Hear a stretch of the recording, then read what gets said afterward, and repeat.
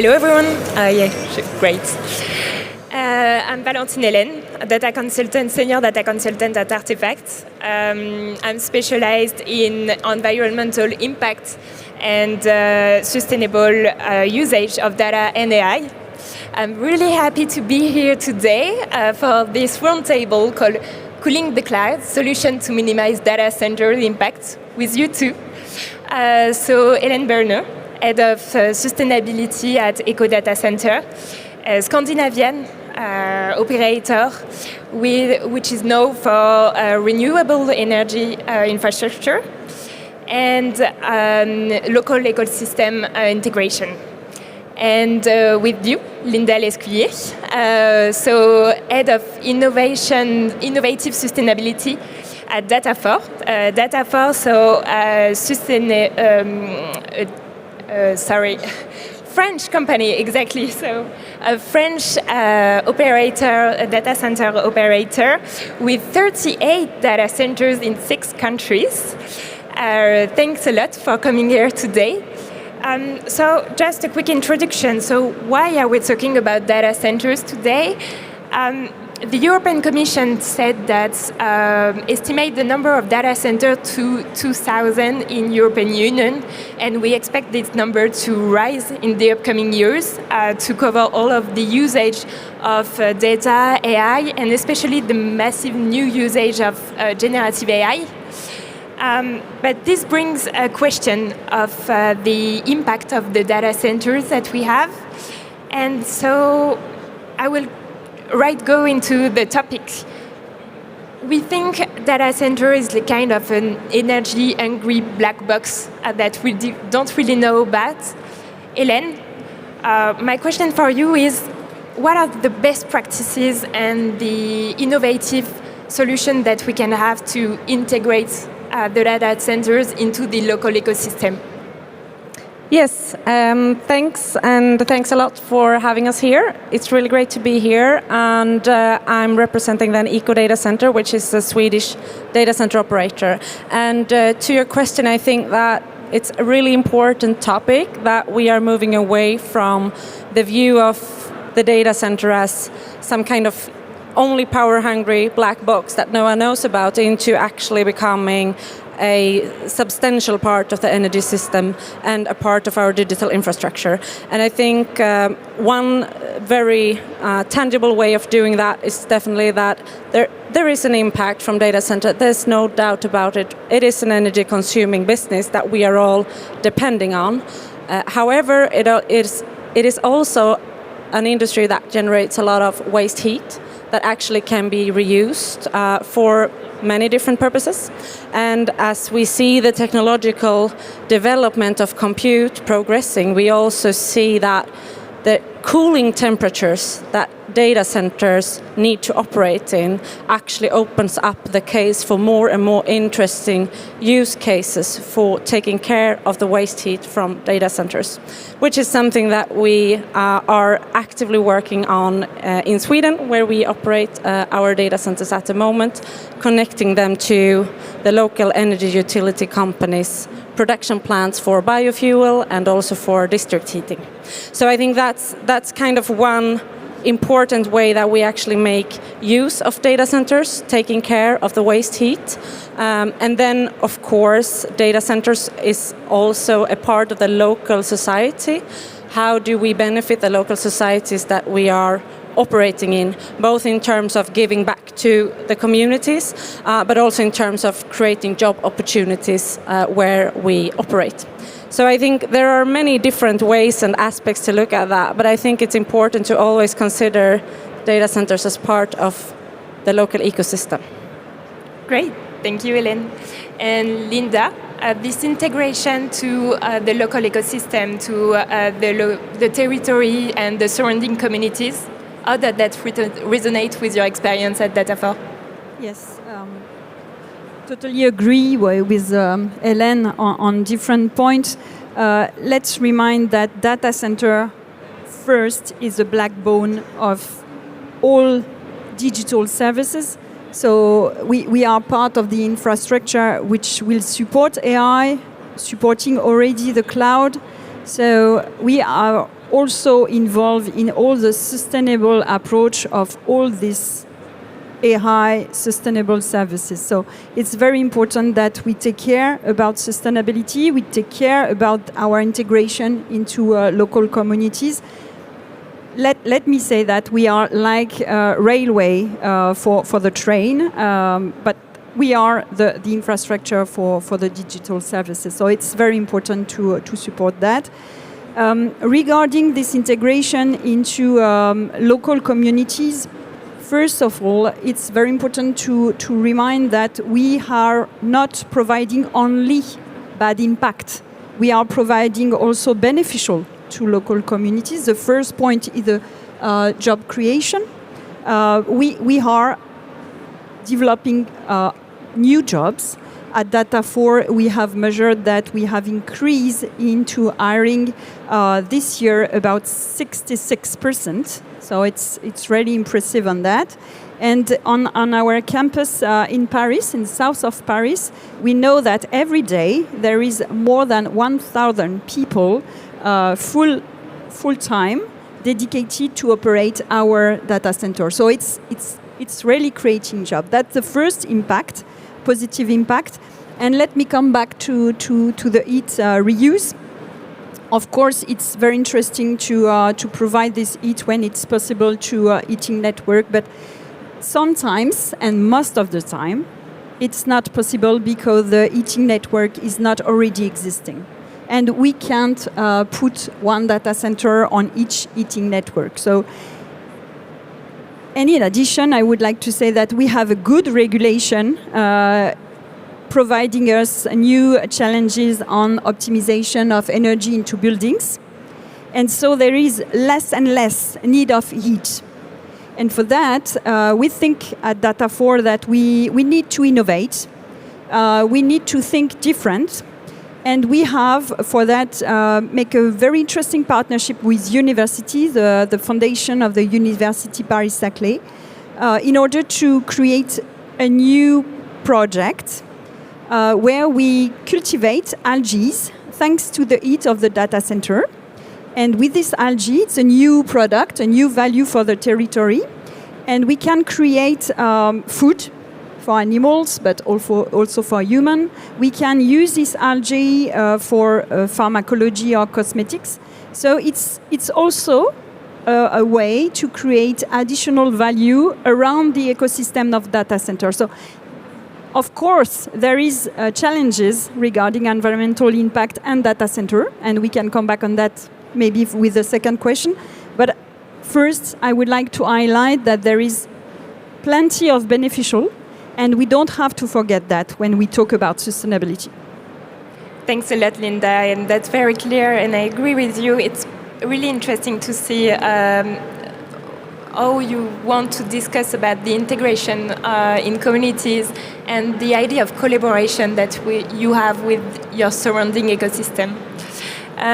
But yeah, let's go into the next topic and about the challenges and what's happening now and what will happen in the upcoming year and what will be the main challenges for data centers. Maybe Linda, you can go first.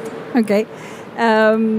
Yes, we will have some challenges. So at Data4 first, we have some principle regarding sustainability. So we want first to work in transparency. And we also want to work humbly. And what does it mean? It means that we should measure what we are doing into specifically into environmental topics, measure and make some proof of concept and proof of evidence, I would say. So we have decided in 2020 to work with life cycle assessment, which is a very strong methodology. This methodology is based on life cycle assessment, so all environmental impact, so it's a multifactorial indicator. It's also something which helps us to understand our impact from the extraction of natural resource to the end of life of the building. So it's a very broad picture, global picture. And thanks to this approach, we can go step by step in our improvement. we have decided that we want to reduce by 38% the impact of our data center based on each megawatt IT that we are building. So for each megawatt IT that we are developing, we try to reduce by 38% by 2030. And we have measured that we have already down 30%. So it's a first step. And this has been done, for example, by implementing low carbon concrete. So low carbon concrete is already existing, but to implement this technology into industrial buildings, which should support several tons of load, it's very, very complex. So that's the first point. Regarding AI, I would like to highlight 2 points. The first point is the fact that AI will densify the energy, and so we will have more IT load per square meter. It's a challenge, but it's also an opportunity to reduce and to make less footprint. So it's good for land artificialization. So it's again a good opportunity. And the second challenges will be on the cooling. So we have to switch from air to liquid cooling. So it's in operation a tricky point. But we have seen and we have measured during our first implementation in Paris, first implementation of direct liquid cooling, that we can optimize up to 40% regarding the life cycle assessment of the services thanks to this liquid cooling. So it's tricky, but it provides, again, some opportunities. And finally, just to highlight the fact that we should work also with the supply chain, with our partner, our suppliers, and we have decided to introduce the fact that all our purchasing equipment should be with environmental product declaration. So we ask during the procurement to all our suppliers to provide this environmental declaration. So we can see that the supplier have already the information on their product, and also we can compare and make the good choice. Thanks a lot, Linda. Very interesting. And you, Helaine, for you, what are the next challenges, and do you identify to the challenges that have been raised by Linda for Data4? Yes, definitely I do. And I think not to repeat ourselves too much, because Data4 and EcoDataCenter, I think we are very much working on the same topics here. But I think that one thing, zooming out a little bit, that is important to think of when it comes to data centers, when looking at the impact of AI coming from data center, number one is energy. It's energy consumption. So the fundamental thing is that energy is fossil free in order to operate a data center sustainable. So considering that, we are fortunate to run our premises on 75% hydropower, 25% wind, and by that basically removing most of the operational impact from data centers. The other operational impact from data center, that comes from backup generators. So basically, if the grid would go down, data centers would operate from backup power, and that backup power is HVO 100 for us, so it's also fossil free. And with those two aspects in combination, basically the operations of the data center is climate neutral, is fossil free. And I think that is what then leads us to the next challenge. So how do we lower the impact even further? And that's exactly also what Linda was talking about with the life cycle assessment. So how do we build data centers from the beginning in order to make them, of course, as efficient as possible, but also to make the embodied carbon or the footprint from building data centers as low as possible? And I think what is an interesting take, there are many ways of doing this, and how we have approached it at EcoDataCenter is that we have built the world's first data center in mass timber, so cross-laminated timber, wood. And by using wood in these large constructions, obviously we lower the environmental impact significantly as compared to concrete or steel. So if we consider the wood also storing carbon, being a carbon sink, a temporary carbon sink, the net effect of our constructions is pretty much zero on a CO2 impact level. So that's really kind of the key elements, coming back to, operating data centers on renewable resources or fossil-free resources, and then doing everything what we can to kind of lower the impact from the constructions. And fully agree to Linda's point, we also see the development of density going up. It has a positive benefit in terms of land use, but definitely we are having a more dense design, meaning more energy in a smaller space, which comes with new technical challenges in terms of cooling. So definitely there is a balance there, being able to handle these big workloads in as efficient way as possible. So I would say that is the challenge that we are also sitting with, and I think an interesting bet that the company of EcoDataCenter took was to create a design already a couple of years back that was ready for a liquid cool capacity, because liquid cooling is the new kind of cooling capacity that AI workloads need. And that is then enabling us now to, in a very climate efficient way, operate high density workloads for AI, which is really what we see coming to the market. Thanks a lot, Helaine.